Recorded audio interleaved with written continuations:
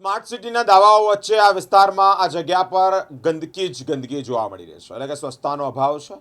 અલગ અલગ જગ્યા પર તંત્રને વારંવાર રજૂઆત કરવા છતાં પણ તંત્ર અહીંયા ધ્યાન નથી આપતું. શહેરના સમા વિસ્તારમાં રિધમ હોસ્પિટલની પાછળ એટલે કે વિશ્વામિત્રી નદીનો તટ છે, આ પટ છે, ત્યાં ગંદકીનું સામ્રાજ્ય છે. દુર્ગંધ આવી રહી છે. લોકો કહી રહ્યા છે કે સુરક્ષા જે દિવાલ હોય તેનો પણ અભાવ છે, જેને લઈને અવાવરૂ જગ્યા પર અસામાજિક તત્વોનો અડ્ડો જોવા મળ્યો છે. વારંવાર તંત્રને રજૂઆત કરવા છતાં પણ અહીંયા ગંદકી સાફ સફાઈ કરવામાં નથી આવતી. સાથે જ ગંદા પાણીની દુર્ગંધ પણ આવી રહી છે. હાર્દિક સોની નામ છે મારું.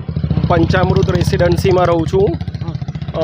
રિધમ હોસ્પિટલની બાજુમાં જે વિશ્વામિત્રીનો ખાંચો છે, સિદ્ધાર્થ બંગલોની પાછળ, ત્યાં 3 સ્કીમ છે અને એ રોડથી નવો હણીસમા લિંક રોડ પર જવાય છે. વિશ્વામિત્રી ત્યાં જે છે ત્યાં ટોટલી દરેક જણ લોકો અહીંયા કચરો, છારું, ટોયલેટ તમે કંઈ પણ જોશો તો બધું અહીંયા નાખીને જાય છે અને ડેલી એટલો બધો કચરો કરે છે. દર અઠવાડિયે જુઓ તો આખું કચરાનો ઢેર પડીને ભરાઈ ગયો હોય ને એટલો બધો કચરો અહીંયા હોય છે. એટલે એનું પરમનન્ટ સોલ્યુશન કંઈ આવે એવું કરો તો સારું છે. અરે ફૂલ ગંદકી એકદમ. શું ઘણી બધી વાર રજૂઆત કરી છે, કોઈ સોલ્યુશન નથી આવતું. બસ એક જ છે કે બસ પરમેનન્ટ આનું ક્લિનિંગ થાય એવી રીતે કંઈક કરો તો વધારે સારું છે. અને આ ખુલ્લો એરિયા છે, ટોટલી કોઈ છોકરા પડી જાય ના પડી જાય તો એના માટે પણ તમે ફેન્સિંગ કરીને પ્રોપર કરો તો વધારે બેટર છે. હાર્દિક સોની. મારું નામ દેવેશ દવે છે. હું અહીંયા આગળ શ્રવણ ગ્રીન એપાર્ટમેન્ટમાં રહું છું.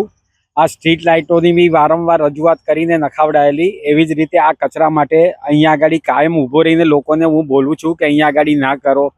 અને સૌથી વધારે અહીંયા આગળ હેરાનગતિ જતા આવતા લોકો કાયમ કચરા અહીંયા નાખીને જતા રહેશે. આ ઉપરાંત આ દિવાલ બે વર્ષથી આ દિવાલ તૂટી ગઈ છે, સેફ્ટી વોલ, એનું પણ કોઈ પણ વસ્તુ કરી નથી રહ્યા. કોઈ પણ એની પણ રજૂઆત કરવામાં આવી છે.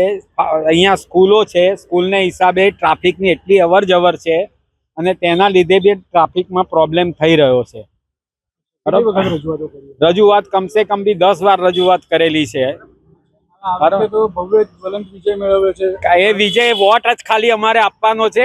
બીજેપી ને વિજય કરાવવાની છે, પણ બીજેપી અમારું કોઈ દિવસ કામ કરી રહ્યું નથી.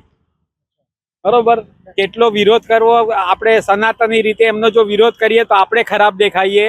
તે છતાં પણ અમે એમને વારંવાર રજૂઆત કરી છે કે આ કચરાના ઢગલા અહીંયા નહીં નખાવડાવો, તો બી અહીંયા જ નાખે. વિશ્વાસ તો રાખીએ જ છે. મોદી સાહેબના હિસાબે વિશ્વાસ રાખવો જ પડે છે. અહીં કોઈ બી કેન્ડિડેટ હોય જીતે છે મોદીના નામથી જ જીતે છે, બાકી પોતાનું કોઈ કાર્ય કરતા નથી. વારંવાર કીધું છે કે અહીંયા બમ્પ બનાવો. અહીંયા સોસાયટીની બહાર જતા કાયમ એક્સિડન્ટ થાય છે, પણ બમ્પની વ્યવસ્થા થતી નથી. મારું નામ દેવેશ દવે છે.